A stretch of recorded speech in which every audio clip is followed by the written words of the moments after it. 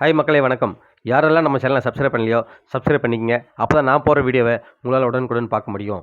இப்போ பார்த்தீங்கன்னா தமிழக அரசியலில் பார்த்தீங்கன்னா ஒரு சர்ச்சையான கருத்து நிலவிட்டுருக்குங்க. அது என்னென்னு பார்த்தீங்கன்னா தாவேகா கட்சி நிர்வாகி ஆதவ் அர்ஜுனா இருக்கு இல்லையா? ஸோ நடிகர் ரஜினிகாந்தை பத்தி, ரஜினிகாந்த் வந்து அந்த காலகட்டத்தில வந்து அரசியலுக்கு வரதுக்கு முனைப்போடு இருந்தாரு. பட் அத வந்து திமுக தடுத்துருச்சு. ஸோ அவருமே வந்து நம்ம அரசியலுக்கு வந்து நெறைய சிஸ்டத்த மாத்தணும், அப்படி இப்படின்னு சொல்லியிருந்தாரு. பட் திமுகவுல சதியால அவரால வர முடியலன்ற மாரி சொல்லியிருந்தாங்க. இதுக்கு வந்து நெறைய கட்சி வந்து எதிர்ப்பு தெரிவிச்சிருந்தாங்க. அப்படிலாம் ஒண்ணும் இல்ல. ஸோ அவரு வந்து அவரோட வயது காரணமோ, சம்திங் வேற ஏதாவது ரீசனால வர முடியலன்ற மாரி சொல்லியிருந்தாங்க. இதுக்கு வந்து பார்த்தீங்கன்னா, மறுப்பு தெரிவிச்சு நேத்து வந்து லெட்டர் ஒண்ணு வெளியிட்டிருக்காரு ரஜினிகாந்த். ஸோ நான் வந்து என்னோட ஒரு சில இஷ்யூஸால தான் என்னால வர முடியல. என்ன யாருமே தடுக்கலன்ற மாரி சொல்லியிருப்பாரு.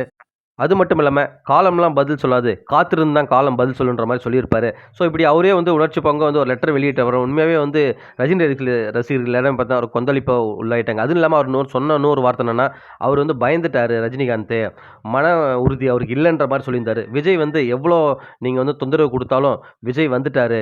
மக்களுக்காக நிப்பாருன்ற மாரி சொல்லியிருந்தாரு. ஸோ இது வந்து என்னன்னா, ரஜினியோட ஃபேம் வந்து டீகிரேட் பண்ற மாரி இருந்தது. ஸோ இதெல்லாம் நெறைய பேர் கொந்தளிச்சாங்க. அவர் ரசிகர்களே நெறைய பேர் வந்து அவருக்கு ஆப்போசிட்டா திரும்புனாங்க. ரஜினியுமே நேத்து இந்த வெளியிட்ட லெட்டர்லயுமே அதான் தெரிஞ்சது. ஸோ இப்போ வந்து பார்த்தீங்கன்னா, அவரு பகிரங்கமா நான் வேற மாரி சொல்ல ஆரம்பிச்சேன். அது வந்து தவறா புரிஞ்சுட்டு இருக்கு. ஸோ அதுக்கு வந்து நான் வருத்தம் தெரிவிச்சுக்கிறேன். அவரு மனசு காயப்படுத்தியிருந்தா நான் மன்னிப்பும் கேட்டுக்கிறேன்ற மாரி பகிரங்கமா மன்னிப்பு கேட்டிருப்பாரு. விஜய் வந்து அமைதியா தாங்க இருக்காரு. இந்த மாரி ஆதவ் அர்ஜுனா, புஷி ஆனந்த் இந்த மாரி இருக்காங்க இல்லையா? 2ஆம் கட்ட தலைவர்கள். ஸோ அவங்கலாம் பார்த்தீங்கன்னா, இந்த மாரி சர்ச்சையான விஷயங்கள பேசி தேவையில்லாம விஜய் பேருக்கு கெடுக்குறாங்க. ஏற்கனவே விஜய் பேரு கொஞ்சம் கெட்டு போயிருக்கு. ஸோ இன்னும் பார்த்தீங்கன்னா, அத கெட வைக்கிறாங்க. இவங்க எல்லாம் சேர்ந்து உண்மையாவே ஜெயிக்கணுன்ற ஐடியா இருக்கா என்னன்னு தெரியல. ஏன்னா தேவையில்லாத விஷயத்துல மூக்க நுழைச்சிருக்காங்க. ஸோ எதுக்காக நம்ம வந்தோமோ அத மட்டும் பார்க்காம இப்படி பண்றதால, உண்மையாவே சாதாரண மக்களுமே என்னடா இவங்க பண்றாங்க? அரசியல்ல நாலேட்ஜ் இல்லையா?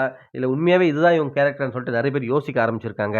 ஸோ உண்மையாவே இதெல்லாம் வந்து பார்க்கவே வருத்தமா தான் இருக்கு. அப்புறம் இன்னொரு விஷயம் பார்த்தீங்கன்னா, நடிகர் விஜய் வந்து சென்னையில உள்ள பெரம்பூர் தொகுதியில நிக்கதா ஒரு பேச்சு அடிபட்டிருக்கு. அதுதான் வந்து கன்ஃபார்ம் நியூஸும் கூட. ஏன்னா அங்க ஆஃபீஸ் வந்து போறதுக்கு பூஜைலாம் ரெடி பண்ணிட்டு போட்டுருக்காங்க. ஸோ பெரம்பூர் தொகுதியில விஜய் நிக்கிறார் மக்களே.